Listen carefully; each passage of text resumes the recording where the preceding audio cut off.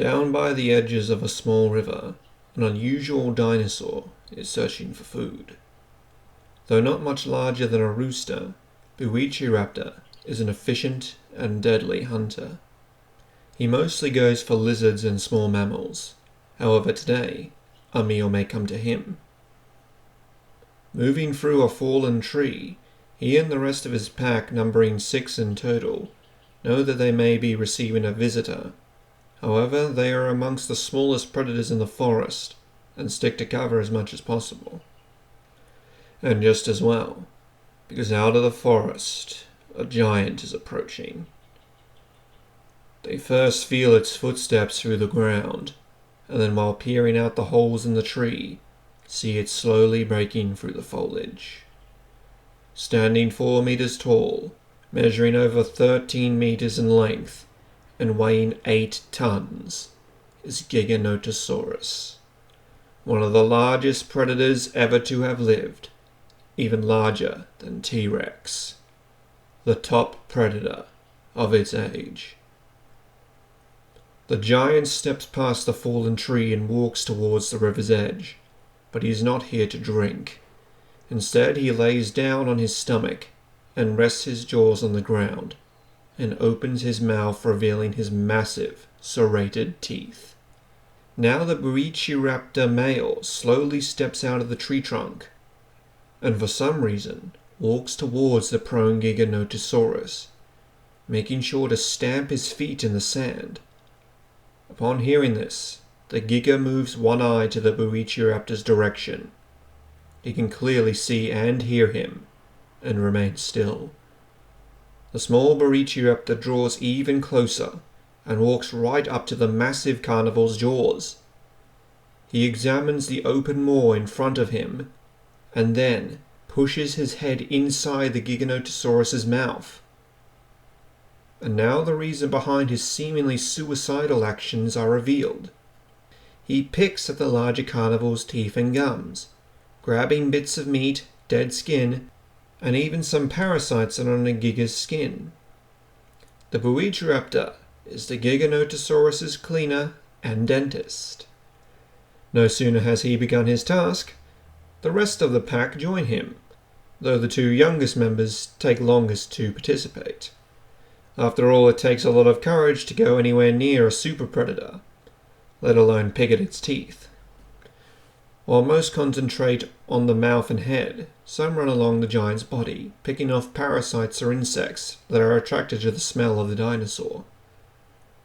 On top of his back, some birds are doing the same, getting to the areas the Buitreraptor can't reach.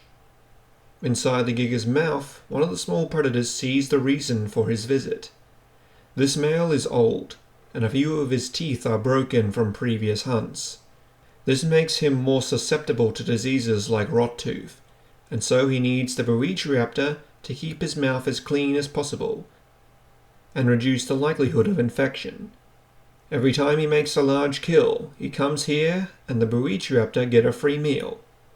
A symbiotic relationship similar to modern-day cleaner rasp. The family of Buitreraptor use their long, pointed snouts and teeth to carefully pick around the Giga's soft gums, and have good enough eyesight to know the difference between the gums and foreign meat. They busy themselves scurrying around him, making sure to do a good job, for if they don't, their meal ticket might decide not to come back. The massive Giganotosaurus lets out a slow breath, trying to move as little as possible. He could almost fall asleep, but he had to stay awake. He didn't want to accidentally chomp on one of his cleaning crew. So he relaxed, a rare moment for both species.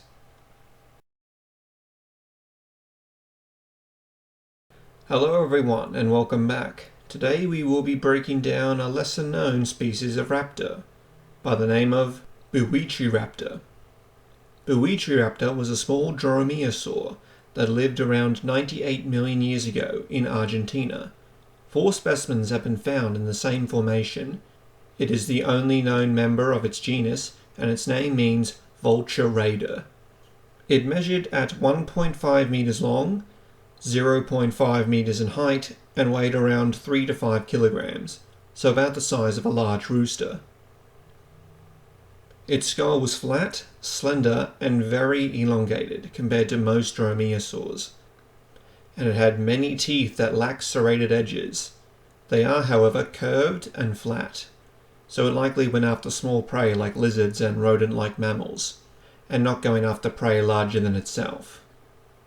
The arms were also long, with 3 clawed fingers.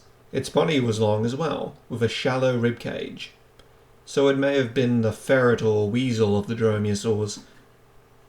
The famous sickle claw on the second toe was shorter than its relatives, and probably better for pinning down small prey, as opposed to puncturing.